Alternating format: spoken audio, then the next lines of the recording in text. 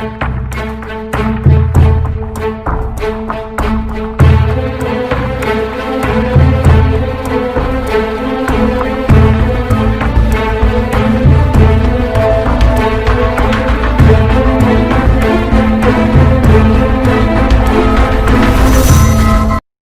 guys, today we are going to discuss and solve the discriminant of a quadratic equation.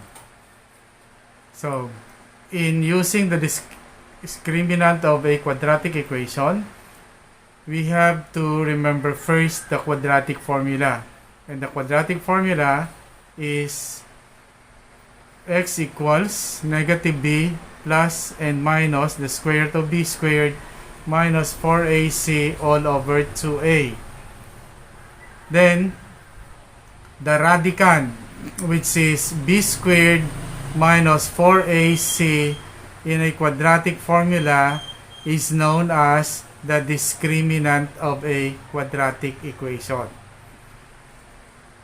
The discriminant of a quadratic equation is b squared minus 4ac.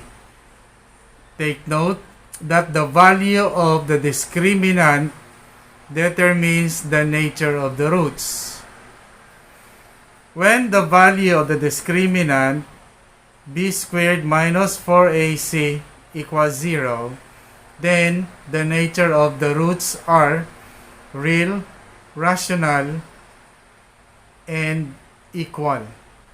In number 2, if b squared minus 4ac is greater than 0 and is a perfect square, then the nature of the roots are the real, rational, and unequal. For numbers greater than 0, these are all positive numbers. And for numbers which are perfect squares, we have numbers 4, 9, 16, 25, 36, and so on. So for number 3, b squared minus 4ac is greater than 0, but not a perfect square. So once numbers greater than 0 are all positive numbers, but not perfect squares, we have 2, 3, 5, 6, 7, and so on. So the nature of the roots are, we have the real, irrational, and unequal.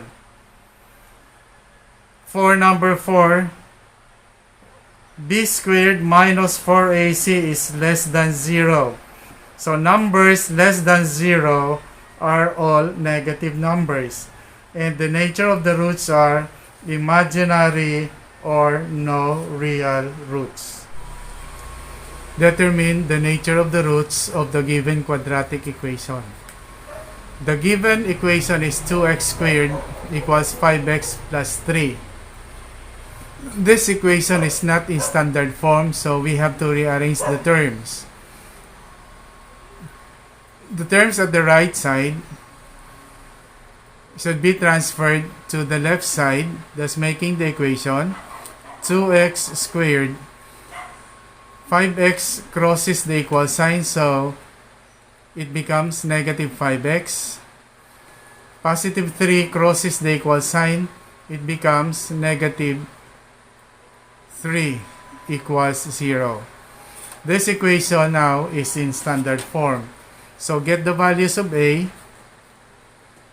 b, and c.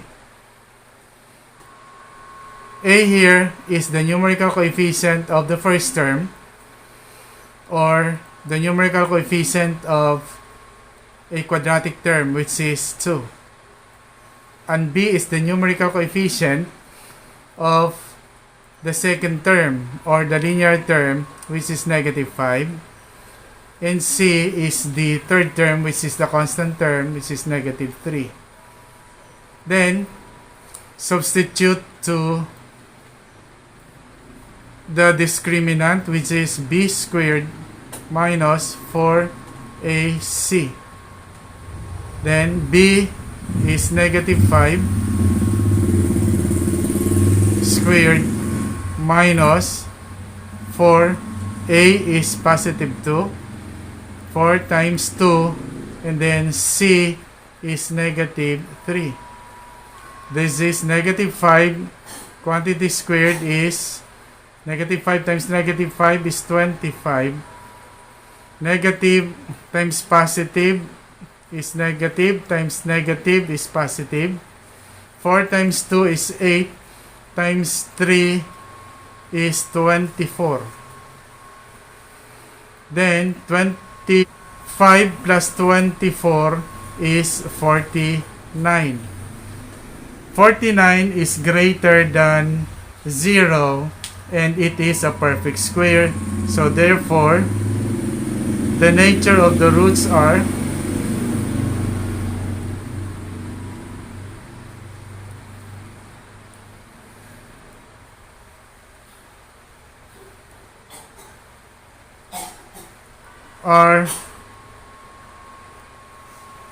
real, rational, and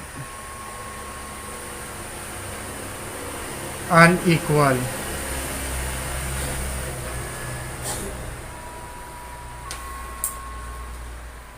Next equation is x squared equals x minus 2. So, the given equation is not written in standard form. So, we are going to rearrange the terms in the equation. Thus, making the equation x squared, then all the terms at the right side are transferred to the left side, thus making the equation x squared minus x plus 2 equals 0. Then, the resulting equation now is in standard form. Then after that, then get the values of A, B, and C. A is the numerical coefficient of the first term, or the numerical coefficient in a quadratic term, which is 1. B, the numerical coefficient of the second term, or the numerical coefficient in a linear term, which is negative 1. And C is the third term, which is the constant term. Then, substitute to the discriminant, which is b squared minus 4ac. B here is negative 1. So negative 1 squared minus 4. A is 1. C is 2. Negative 1 squared is positive 1. Then negative times positive times positive. Negative 4 times 1 is 4 times 2 is 8. So 1 minus 8, then the signs of the terms are different, then subtract the numbers. 8 minus 1 is 7. Get the sign of a greater number, and 8 is greater than 1, so it is negative. So the value of the discriminant is less than 0. So therefore, the nature of the roots are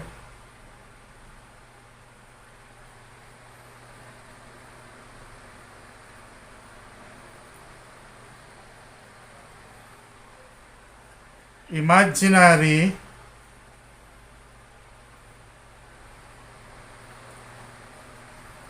or not real, or you can write no real roots.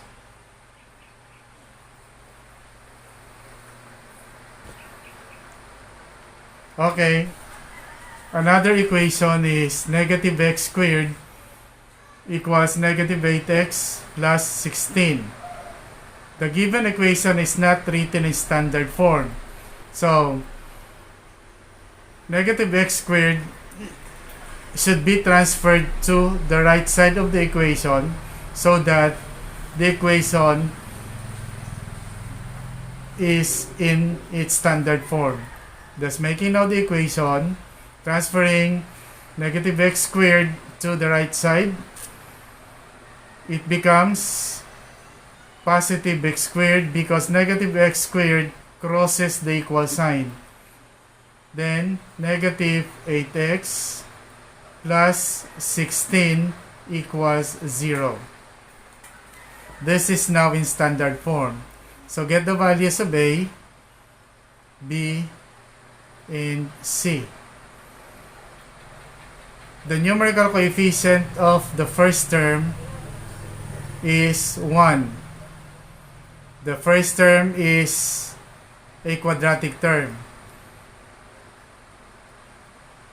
Then B is the numerical coefficient of the second term.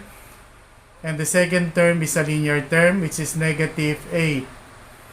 And C is the third term, which is the constant, and it is positive 16.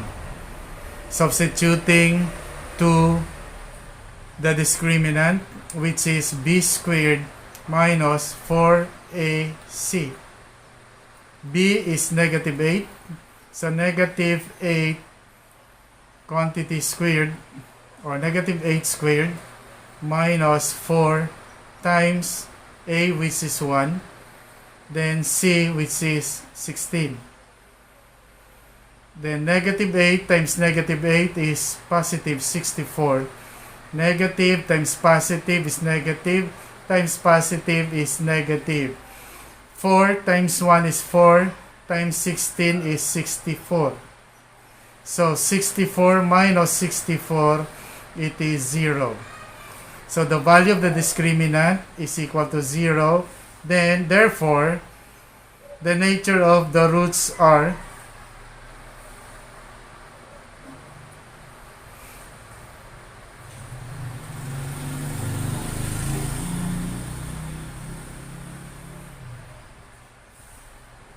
when the discriminant is equal to 0, then the nature of the roots are real, rational, and equal.